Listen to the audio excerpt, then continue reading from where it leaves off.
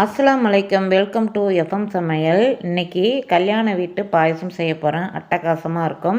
காக்கப்பு அளவுக்கு பச்சரிசி, காக்கப்பு அளவுக்கு ஜவ்வரிசி எடுத்து வச்சுருக்கேன். நைலான் ஜவ்வரிசியாக இருந்தால் இன்னும் நல்லாயிருக்கும். இதுக்கு 10 பாதாம், தேங்காய் காக்கப்பு எடுத்து நல்லா பட்டு போல் பால் ஊற்றி அரைச்சிக்கின்னு, இல்லைன்னா தண்ணி விட்டு அரைச்சாலும் அரைச்சிக்கலாம். தாளிப்பு ஒரு 4 டீஸ்பூன் அளவுக்கு நெய் விட்டு முந்திரி 10 எடுத்து சின்ன சின்னதாக கட் பண்ணி பொன்னிறமாக வறுத்து தனியாக எடுத்து வச்சுக்கின்னு, அந்த நெய்யிலேயே பால் ஊற்றிக்கின்னு, பால் மொத்தம் 3 டம்ளர் அளவுக்கு நம்ம எடுத்து வச்சுருக்கோம். காக்கப்பு பச்சரிசிக்கு. பாஸ்மதி அரிசியாக இருந்தால் இன்னும் நல்லாயிருக்கும் கல்யாண வீட்டு பாயசம். பச்சரிசியும் சூப்பராக தான் இருக்கும். இதை நல்லா நான் வாஷ் பண்ணிட்டு தான் ஊற வச்சுருக்கேன். அதை தண்ணிலாம் இருத்துட்டு பச்சரிசியை போட்டுட்டு அடுத்தது ஜவ்வரிசியும் எடுத்து போட்டுடுங்க. ரெண்டுத்தையும் ஒன்றா தான் சேர்க்கணும். வேகிறதுக்கு கரெக்டாக இருக்கும். பச்சரிசி கொஞ்சம் வேகிறதுக்கு டைம் எடுக்கும். நீங்கள் குக்கரில் போட்டாலும் போட்டுக்கலாம். நான் வீடியோக்காக அடி கனமான பாத்திரமாக இருக்கிறதுனால சில்வர் பாத்திரமாக வச்சுக்கோங்க. பால் கொஞ்சம் தேவைப்பட்டதுனால இன்னும் ஒரு 1/2 டம்ளர் அளவுக்கு ஊற்றிக்கிட்டேன். நீங்கள் பால் திக்னஸ் இருந்தாக்கா நீங்கள் பால் கொஞ்சம் ஊற்றிக்கங்க. தண்ணி ஊற்ற வேணாம். பால் ஊற்றினா தான் இந்த பாயசம் சூப்பராக இருக்கும். நல்லா கைவிடாமல் கிண்டுன்னு, கைவிடாமல் கிட்டையே இருந்து அடுப்பை மீடியமாக வச்சு கைவிடாமல் கிண்டுறதுல தான் இந்த பாயசத்தோட டேஸ்ட்டு கிடைக்கும் நமக்கு. அப்படியே கல்யாண வீட்டுக்கு போய் சாப்பிட்டா மாதிரியே இருக்கும் இந்த கல்யாண வீட்டு பாயசம்.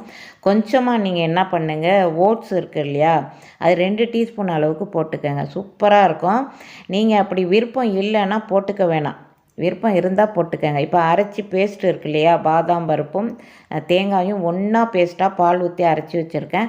அதை அந்த மையாக இருக்குன்னு, குறப்பாலாம் இருக்கக்கூடாது, நல்ல நைஸாக இருக்குன்னு அதை கலந்துட்டு அதுலேயே ஒரு கப் அளவுக்கு தண்ணி விட்டு கலந்து இதில் ஊற்றிருக்கேன். அதில் பால் ஊற்றுறதா இருந்தாலும் ஊற்றிக்கலாம். நம்ம தண்ணி ஊற்றியும் கலந்து இதில் ஊற்றிக்கலாம். அதை பற்றி ஒன்றும் இல்லை. அது மிக்ஸ் பண்ணுறது தான். ஒரு 1/2 கப்போ 1 கப்போ அதில் ஊற்றிக்கலாம். சின்ன ஜார் தான். நல்லா கைவிடாமல் கிண்டுங்க. ஒரு பிஞ்ச் அளவுக்கு உப்பு போட்டுக்கோங்க. உப்பு போட்டாக்கா பாயசம் சுவை கூடுதலாக இருக்கும். இதில் ஒரு 6 டீஸ்பூன் அளவுக்கு மில்க் மேட் போட்டிருக்கேன். மில்க் மேட் போட்டுட்டு அடுத்தது காக்கப்பு அளவுக்கு ஜீனி சேர்த்துருக்கேன். ஜீனி சேர்த்து நல்லா கைவிடாமல் கிண்டுன்னு, அந்த அரிசி நல்லா குலைவாக இருக்கிறதே தெரியக்கூடாது. அந்த அரிசி முழுசாக அப்படியே சாதம் மாதிரி இருக்கக்கூடாது. நல்லா குலைவாக கஞ்சி மாதிரி வரணும். அப்போ தான் அந்த கஞ்சியோட டேஸ்ட்டு நமக்கு கிடைக்கும். இதே குக்கராக இருந்தாக்கா சீக்கிரம் குயிக்காக ரெடி ஆகிடும். குக்கரில் தான் எப்போதும் போடுறது. இன்றைக்கி நான் அந்த பாத்திரத்தில் செய்து காட்டியிருக்கேன்.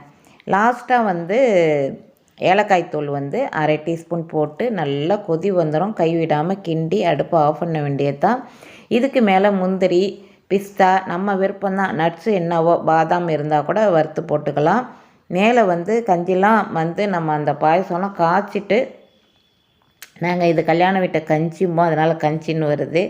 பாயசம் சூப்பராக ரெடி ஆகிடுச்சு. அடுத்த சூப்பரான ரெசிபியுடன் உங்களை சந்திக்கிறேன்.